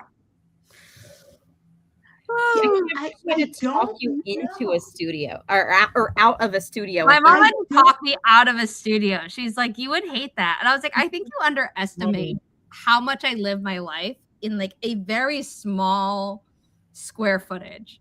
And she's like, well, that's not healthy. And I'm like, well, I'd want a kitchen. So I'd be walking to that. Like, it's not, it's not that I want the stove in my living room, but I don't need like a separate bedroom. And she's like, just get it. You'll thank me later. I loved my studio apartment. My first apartment was a studio, and I loved my studio apartment because the thing is, even though rent in DC is very expensive, when your apartment is really small, your utilities are very low. So even though rent is high, it's like heating and cooling were basically nothing. You're not paying very much. Like in DC, unless you're a homeowner, you don't pay for your own water. Like that's included with your rent and stuff. So you don't really have is included in my rent except my electricity. Yeah. So your rent is high, but you don't have anything utility wise very much. It's very negligible. And then if you get like cable or your subscription services or whatever, but your bills are lower in DC in an apartment because you don't have to pay all the extra. So when we moved into our house, and all of a sudden you're like, oh my God, there's the electric bill, the water bill, the XYZ we're in We're in a 3-bedroom house, rent a rancher, a 3-bedroom house, front yard and backyard. It's not a huge house, but I grew up in an apartment. So to me, this is like a lot of living area and a lot of things you don't have to worry about in apartments because in apartments, you have your either landlord or you have like the company that, oh, that your Who are apartment that essentially does your your maintenance. landlords, but it's just Right. the So you company. call maintenance when Yeah. something breaks. So the second winter in our Or I house, call maintenance if I see a cockroach, and I'm like, I'm not exactly. feeling that. I am a call maintenance girl. And then we move into our house, And and that's my no husband longer is an like, option. my You are husband is like, you maintenance. don't understand. We are maintenance. Like, this is our house. Like, if something happens, we have to fix it. And by we, I mean him because I'm out of my depth. But like, so our second year I in the can fix a house, lot of things, but if it's a bug, no, it's not me. but like our water heater went out, right? Oof. And you kind of need one of those. So the water I heater went goes out out. for my cousins a few years ago, and they had to replace it, and it was such a pain in the ass. So I'm so sorry you had to deal with that. Horrible. It is horrible. Like, and it is so expensive. And so we're just like, so then when that happens, and I was just like, still apartment mind. I was like, we should call someone. He's like, yeah, we call the company and they come out and replace it and we pay them for the new one. And I was like, oh God, that's supremely unfair because when you live in an apartment and something that you just call somebody and they fix it and like your rent doesn't go up because your rent is already high. It's like your rent doesn't go up, they fix it and then it's fixed. So I'm still getting used to every time something happens in my house I have to pay for it and I hate it so much. I mean, I hate that, but I think I would prefer to not have the neuroses that I have and then that be my only objection to like a house. Whereas like I know I'm being unrealistic, but I'm also not being a completely unrealistic person because otherwise there would be no true crime documentaries of like in this town, this is what happened. I'd be like, see, there are ghosts. There are the one. Did you see the one where people? I don't remember. Was it? I don't remember the name of it. But where people were living in people's attics. Yes. People were living in the attic space. Yes. So I saw this. I don't remember where it was, but I saw it, and so I said, Edward, you have to make sure nobody's in our attic. And he was like, I beg your pardon. You have to make sure nobody's living in our attic. And he's like, I'm pretty sure nobody is like, go. And I'm like, go up there. So his walk-in closet, like you can put a ladder up and you're in the attic. And he's like, no, it's nobody up here. And I was like, okay. My grandma's attic was so small that like most of the adults in my life, once I was old enough to be like, what's in there? They were, because most of my family are boomers, because my mom adopted me when she was older. Totally fine, whatever, I don't care. Most of them were like, yeah, we don't want to bend down in order to get into the attic. So no one could be living in my grandma's attic. Like it was big enough to like have boxes that you shoved in there, but like there was not space. So I actually didn't have that fear there. Okay. But I was like even scared that like someone could get into my like grandma's garage and then get into the house or like have done that and then been hiding out in the basement, even though there wasn't a lot there in the basement. And once like I was old enough to go down with my older cousins to the basement to play pool, mostly I made sure they weren't cheating because they would and then be like, I didn't cheat. And I'd be like, yeah, you did. I was referee. The basement started scaring me less, but the idea of like anything else, I'm like, nope, I'm okay with my grandma's house, which got demolished after she passed away. I'm like, I don't think that I was ever totally okay with any other house. Like my uncle moved out of the town because he lived in the same town as where my grandma lived for basically the whole time. Like I knew him until maybe like 5-6 years ago. I might be wrong. Time is like wacky thanks to the pandemic. But like I'm still not cool in his basement in his new house. I'm like,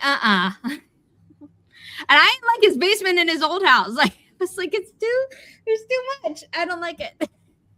I'm not cool with my own basement. That's the funny part. Like, somebody else's is like, that's completely reasonable. Like, because you're like, that's not mine. I don't have to deal with the serial killer. right. I'm not okay because my parents' basement, I mean, I'm not a lover of basements in general, but there's no way in and no way out. It's, so that doesn't bother me as much.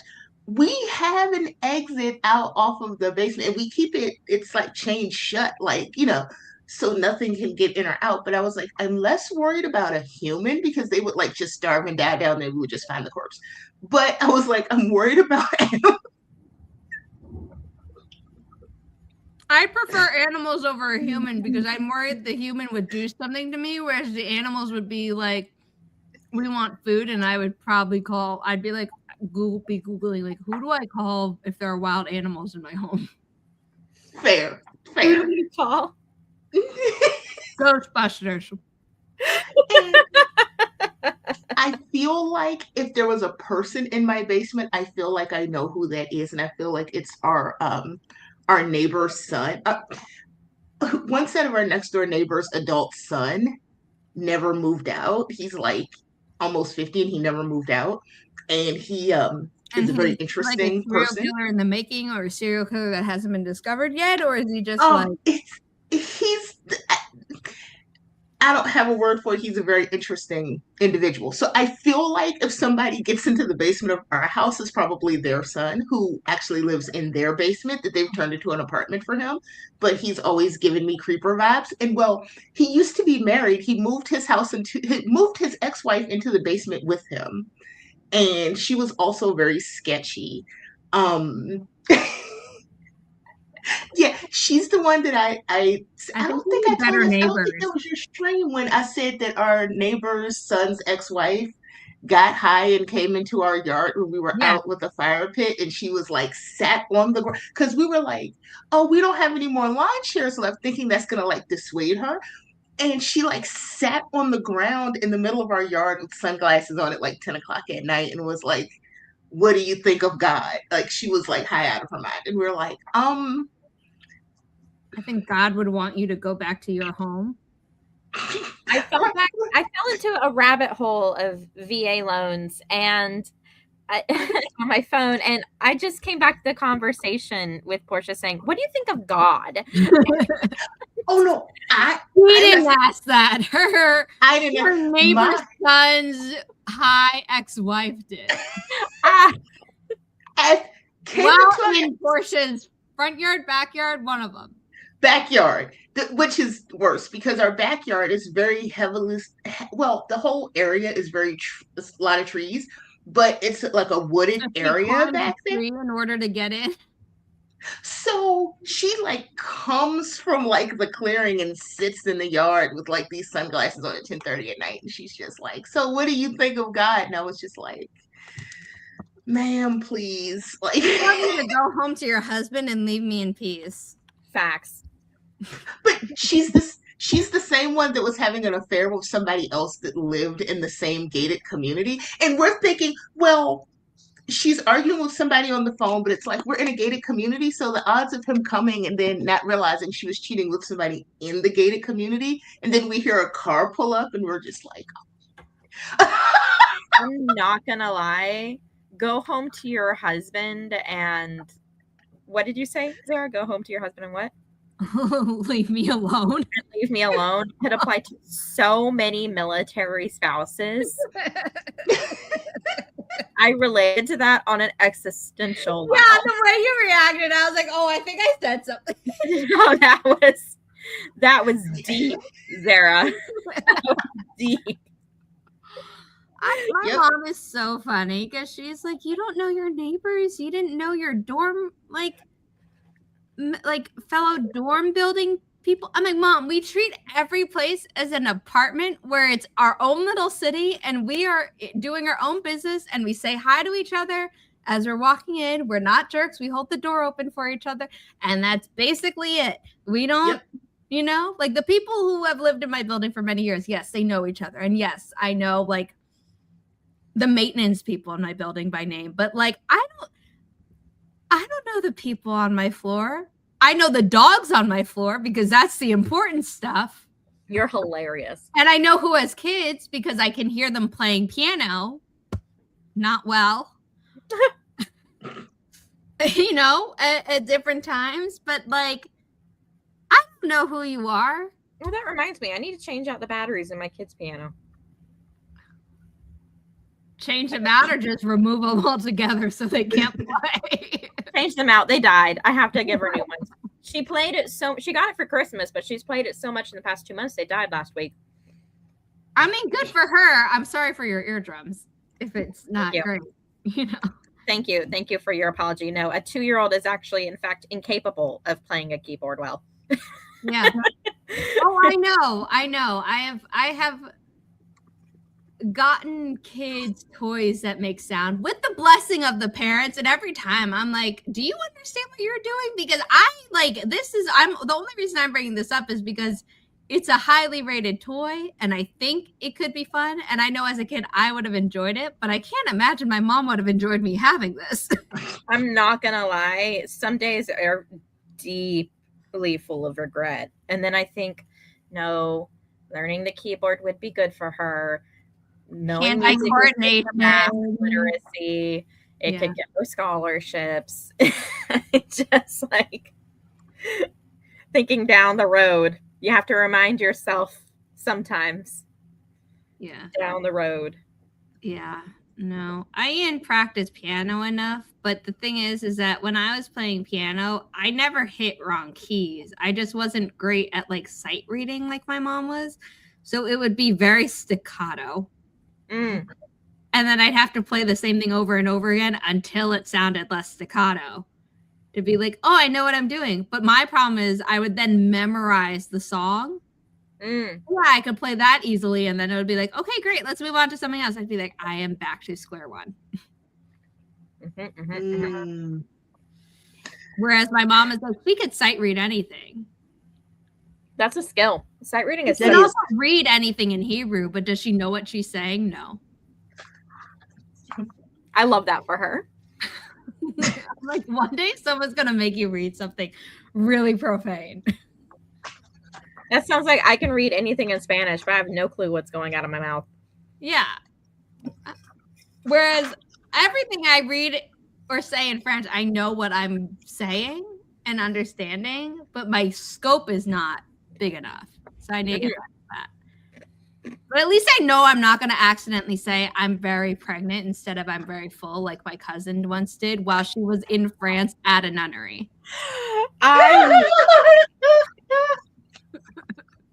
She was like, I'm pregnant in French. And then the nurse, the nun, not nurse, wrong NU word, was like, excuse me? And she's like, I'm very, very pregnant. Not understanding that she was mixing up the words. I've definitely done that in Spanish so many times with my in-laws. They just pity me at this point. Someone on, like, before New Year's online was like, just a reminder that this phrase means Happy New Year. This one means happiness. Oh, no. It's just like, I mean, that's much funnier than accidentally calling your mom a horse in Chinese. When I was at one of my Spanish classes in college was actually pretty funny because we were, oh gosh, I don't remember which level of Spanish, but one of my classmates was trying to say something about ordering food, right? And the teacher was like, this is why we have to work on pronunciation, because he was like, I get what you were trying to say. You were trying to order a very specific type of salad. You somehow offered a very specific type of sexual activity that I don't think you're up for. Pronunciation is so important. So he's like, don't say that at a restaurant. He's like, somebody may take you up on it. He's like, but I get what you were going for. Someone may take you up on it. In the middle of a restaurant. Yeah, sure. If you're down for it, I'm down for it. I mean, more than just salads, serving the dick. Good God, Portia. I know. You're like, it wasn't me. Omniscient narrator. It was, in fact, Portia. It was not. I get these are usually me, but it was actually not me. And the fact that we're students, so we didn't catch what was wrong with the sentence. So we were just like, oh, yeah. And he's like, no. He's like, I'm going to stop you right there before you make a fool of yourself in the greater world. Yeah. Absolutely not. And we're like, oh, no. I had elementary school, middle school, and high school, and college, all of my classmates in French were always like, why do we have to speak in French? I'm like, I don't know, because it's French class, which is why my speaking ability is shit, but my comprehension is amazing. So I can understand a French movie better than I have any right to, because I can't say I can't say more than maybe 20% of the stuff they're saying. But I could also read Frantz Fanon in French and, and like Les Mis in French. With my in-laws, we have this thing because my in-laws can understand English, but they can't speak English. And I can understand Spanish, but I can't speak Spanish. So I speak English at them and they speak Spanish at me. And we'll have full conversations. Hey, you know what? You do what works, but I've never been in a situation where my ability to understand French but not communicate in French has been okay. No, French aren't that nice. Although they do all love my accent. So you know what? I take that as a win, because the French will be like, no. Stop. Exactly. They'll just talk to you in English if they hate your accent. And when I was in China, I was able to, say the touristy things in perfect Chinese. And then they'd start talking to me in Chinese. Way better than I knew. And I was like, when I knew the sentence, I don't speak that much Chinese, would also say it in perfect Chinese. And they'd look at me and be like, and then continue. They would just continue until I then would have to switch to English and be like, no, I'm serious. Please help. I'm like, I'm not being modest. I'm not being shy. I'm being honest. I learned Japanese and Spanish at the same time. So every time I speak Spanish, it's with a Japanese accent. And it's not great. I'm sorry. That's amazing. It's not. My in-laws crack up every time I try. They get so racist about it. It's not funny, but it is funny. It's like, if you don't laugh, you might cry. Yeah. My cousin, the one who made that mistake with the nuns, she then became fluent in French, Spanish, Portuguese, Italian. Wow, polyglot. And I had a Canadian French teacher, an Algerian French teacher, an American French teacher, and guess what? None of them shared in common: an accent. Oof. And none of them had a French accent, French accent. And my cousin was like, no. If you ever go to France and you speak like any of them, you'll be laughed out of there. This is how you pronounce stuff. And then my teachers didn't correct me because they understood what was happening.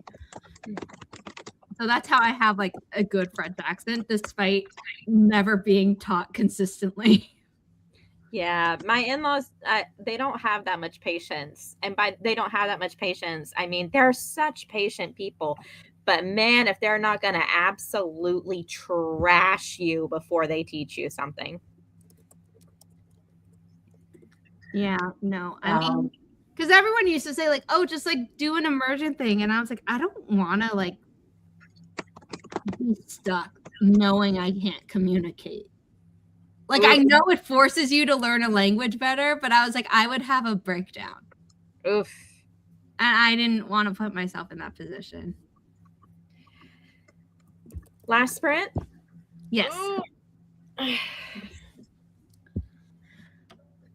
Nia, I hope that was enough house beef for you. We've been streaming for 3 hours. This is crazy. I know. I knew it would happen though. Okay, 3, 2, 1. I gotta go feed Riley, I'm pretty sure.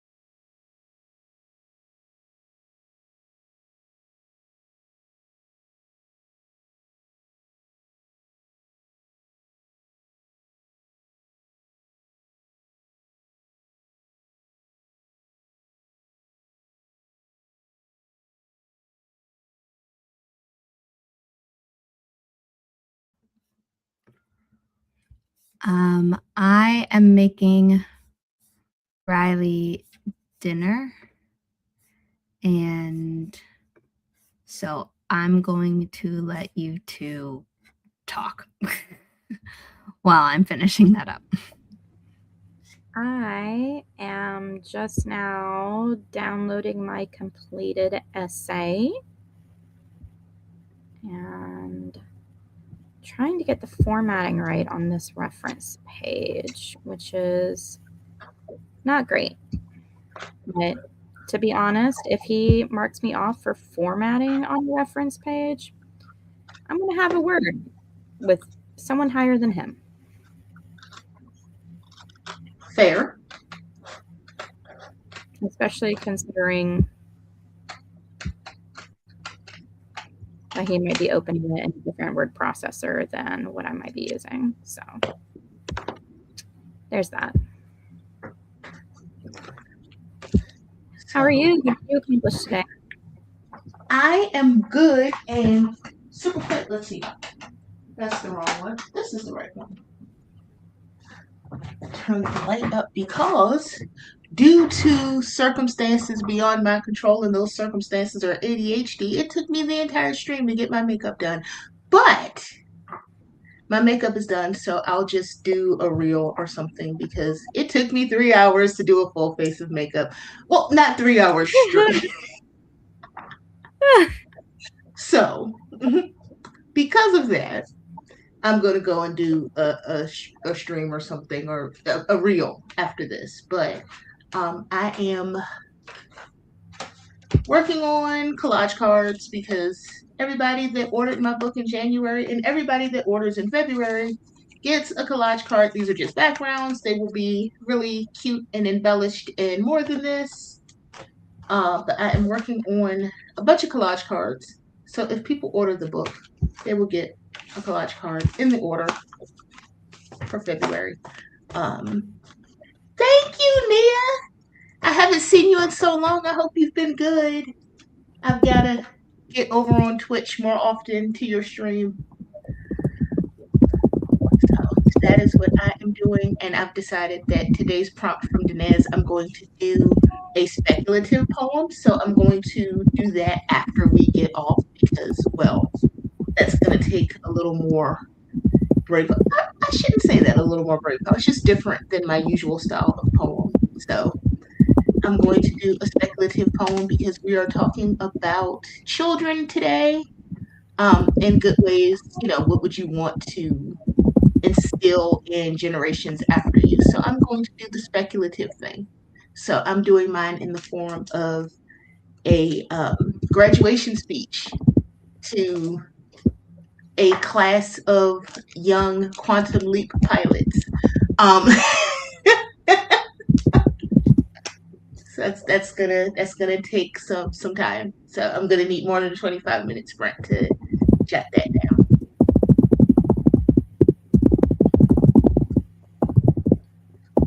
Writing a little note here to the professor. And hopefully he doesn't think that that's too spicy. Oh, sorry about that. I basically said, you should find that the references made for this paper are more in line with expectations.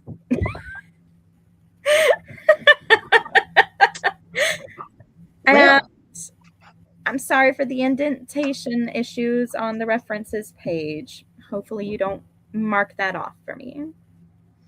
Great. Now I have to write my world mythology paper. And once that is done, I can go back to writing. Well, yay, yay. Big yays. And world mythology is the one that I was looking forward to. So that shouldn't be too bad. I get to write about Perseus and Medusa, and part of the final paper is coming up with you have a couple different options, but the option that I'm going to choose is a 2 to 3 page short story, retelling it. Okay, nice. So I'm going to retell the meeting of Perseus and Andromeda. And it's going to have so much banter, and they're going to be so cute. I love that. I love that. She's going to be like, no, please let the monster eat me. I would rather be eaten by a monster than have to marry you or my bougie uncle. And he's going to be like, okay, fine, I'll let the monster eat you. And she'll be like, okay, fine, let the monster eat me. And then he's going to be like, no, I can't help it. Like, I'm not going to let the monster eat you. Right. But you do have to marry me instead of your creepy uncle. And she's going to be like, I don't want to marry either of you. Just let the monster eat me. It's going to be great. Yeah, that sounds great. That sounds great.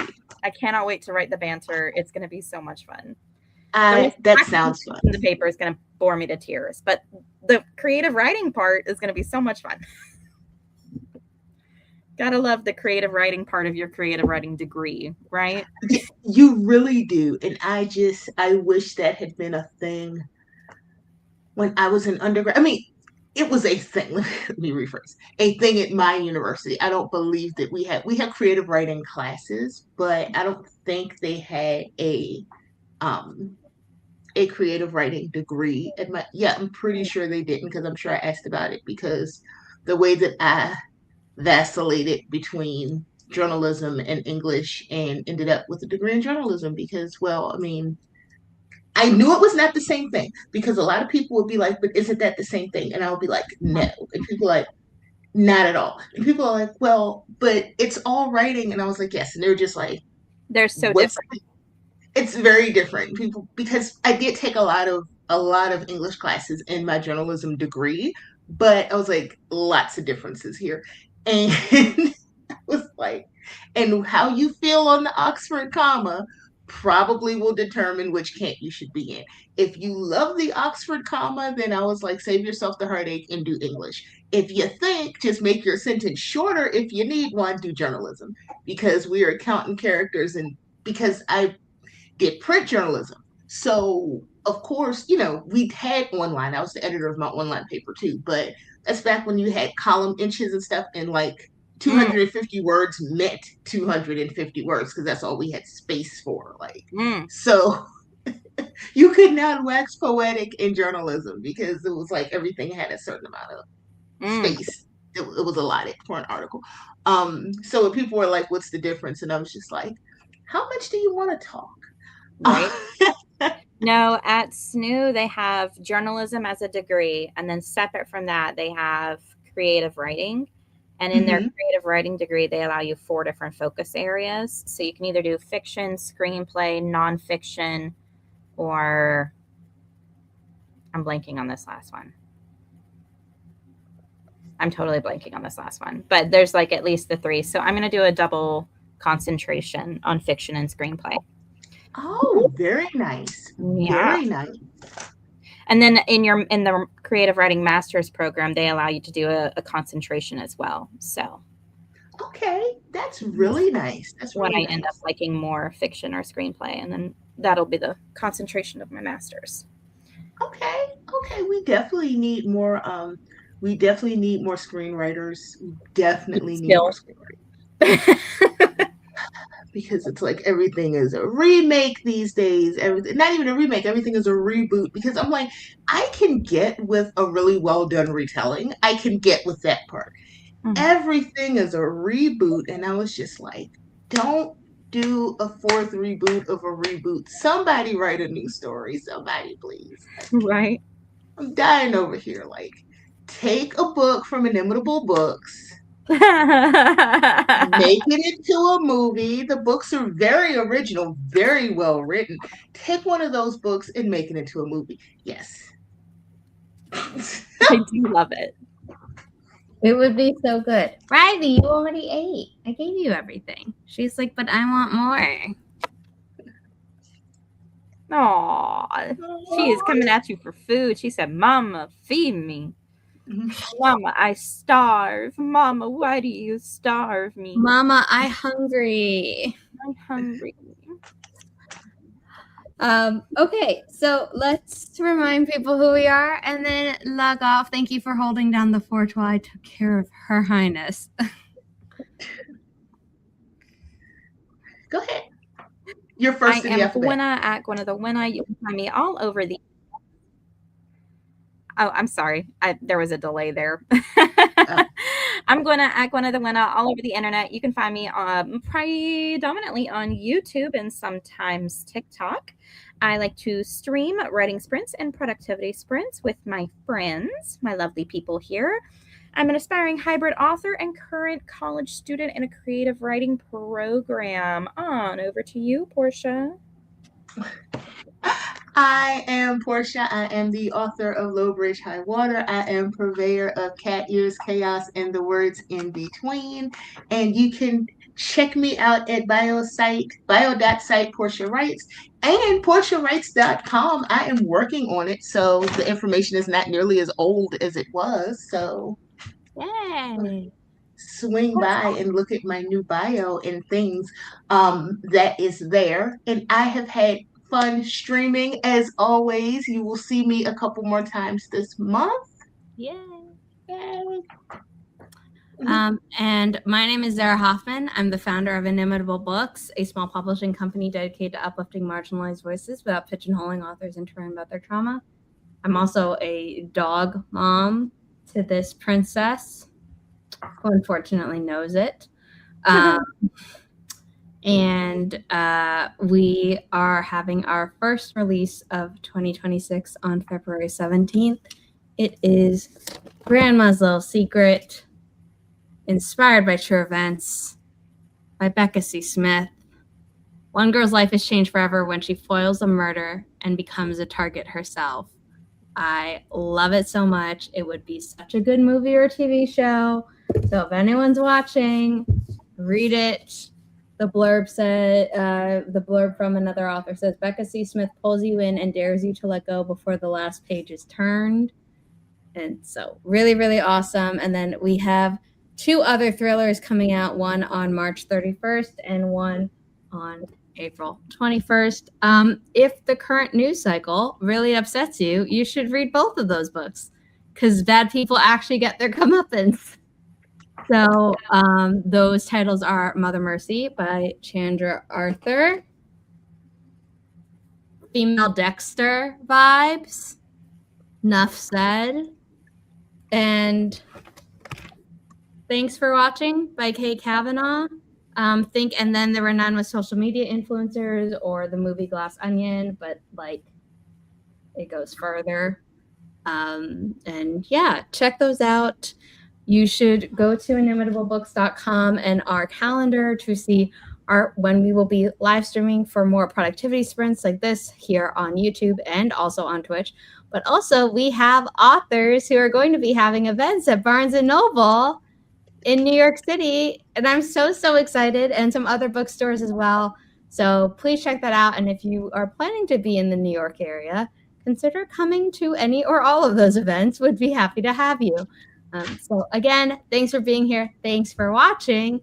And I'll be back with another stream tomorrow. Casey, I needed you when I was talking about DC and carry-out culture. You should have been here. Salt, pepper, ketchup, mumble sauce. I will be back on for more productivity and writing sprints tomorrow. That will be over on Twitch. Riley should be present, but I will be at my apartment tomorrow. So hopefully she'll be with me as well. So again, thank you for being here. Bye, everyone. Bye.